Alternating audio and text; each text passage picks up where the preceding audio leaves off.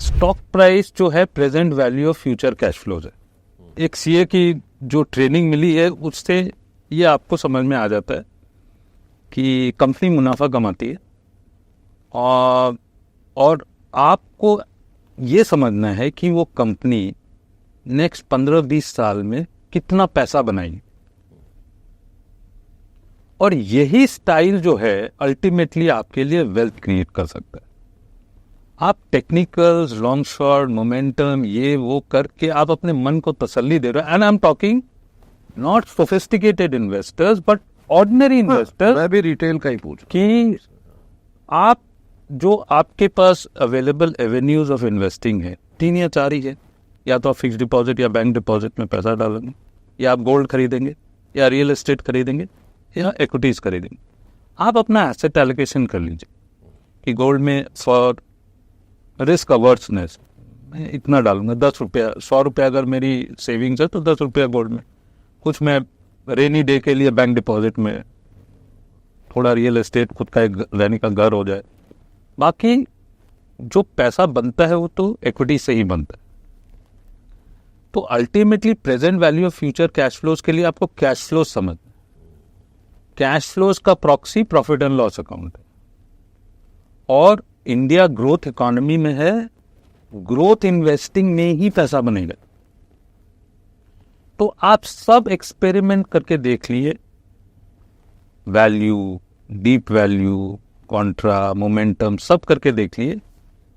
आपको यही समझ में आया कि अल्टीमेटली इंडिया में हमारी कॉस्ट ऑफ कैपिटल 15% की है। उस जमाने के बाद में अभी तो थोड़ा कम हो गया है, अभी जो CAPM हम बोलते हैं 11-12% का कॉस्ट ऑफ कैपिटल।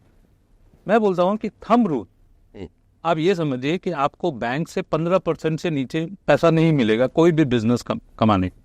तो इंडिया में कॉस्ट ऑफ कैपिटल 15%।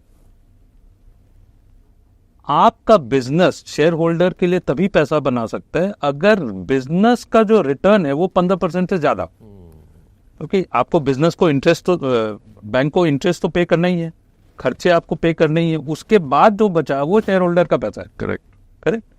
तो उसको ROC बोलते हैं, return on capital employed. Business का जो ROC है वो कॉस्ट ऑफ कैपिटल से हमेशा ज्यादा होगा। तो सपोज कर लीजिए 15% आपका कॉस्ट ऑफ कैपिटल है, एटलीस्ट 18% होना चाहिए आपका बिजनेस का ROC।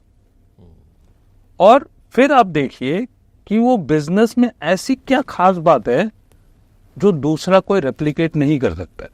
मार्केट की बड़ी रिस्पेक्ट करते हैं, मतलब वो कोसते नहीं है बाजार को, क्योंकि हम कोई एक्सपर्ट नहीं, हम सब स्टूडेंट्स हैं मार्केट के। मार्केट ऐसा टीचर है जो स्टूडेंट जितना सीखता है उसको ज़्यादा रिवॉर्ड करता है। हाँ, तो आप कंटिन्यूसली लर्न करते हैं। आप देखिए बहुत सारे पोर्टफोलियो मैनेजर्स ने, इन्वेस्टर्स ने बोला PSUs ख़राब है ना, यहाँ पे नुकसान होता है, टेलीकॉम कैपिटल इंटेंसिव है, डिफेंस में किकबैक्स होते हैं।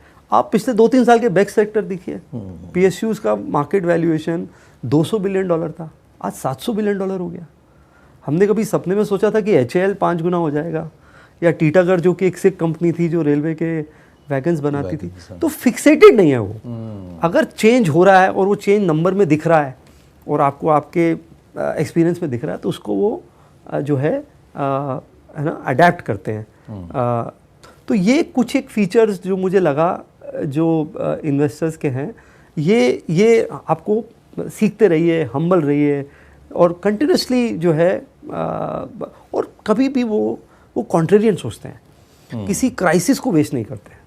मैं सिटी बैंक में था जब ये सब प्राइम क्राइसिस हुआ विवेक, और सिटी बैंक का शेयर $50 का $1 के नीचे आ गया था। मुझे याद है शायद 70 सेंट चला गया था। वॉरेन बफेट ने तब चेक काटा था। राकेश झुनझुनवाला ने टाइटन $6 का लिया था जब Titan on the verge of default. ठीक है, ऐसे कई गलत एग्जांपल्स भी होंगे, मैं शायद सब अच्छी बातें बता रहा हूँ, बट कोई भी अच्छा इन्वेस्टर क्राइसिस नहीं वेस्ट करता है। जैसे आप देखिए आम जिंदगी में देखिए, मुझे पता लग जाए कि आज ह्यूगो बॉस में सेल लगी है या टॉमी हिलफिगर में सेल लगी है, तो मैं 2 खरीद लूँगा। लेकिन जब शेयर में ये चीज़ मिलती है हमें, तो हम घबरा जाते हैं। मैं आपको बोलूँगा कॉर्नर का प्लॉट 25% डिस्काउंट में मिल रहा है, डिस्ट्रेस सेल है, आप बोलेंगे यार ये ले लेते हैं, है ना। बट मैं बोलूँगा नहीं, रिलायंस गिरा हुआ है या HDFC बैंक आजकल जैसे अच्छा नहीं कर रहा है, तो हमारी सडनली तो वो वो मतलब वो कहते हैं ना अफसर में, आपदा में अफसर जो हम कहते हैं हिंदी में, वो देखते हैं और थोड़ा रीजनिंग करके देखते हैं। पेनी स्टॉक्स में इन्वेस्ट करते थे इनिशियली। तो पेनी स्टॉक्स में ऐसा लगता था कि किसी प्रमोटर ने कुछ बोला कि मैं ये फैक्ट्री लगा रहा हूँ, मैं ये कर दूंगा, मैं ये कर दूंगा, मैं इतनी बड़ी कंपनी बन जाऊंगा। और हम उसमें, हमें लगता था कि वो 2 रुपये का स्टॉक, 1 रुपये का स्टॉक, 5 रुपये का स्टॉक, वो 500 रुपये का हो जाएगा और हम बहुत अमीर बन जाएंगे। But as it turned out, most of the cases वो ऐसा कभी, वो फैक्ट्री कभी लगी ही नहीं। वो आज भी हमारे अकाउंट में वो स्टॉक्स होंगे, वो जीरो वैल्यू होगी या वो कंपनी बंद हो गई।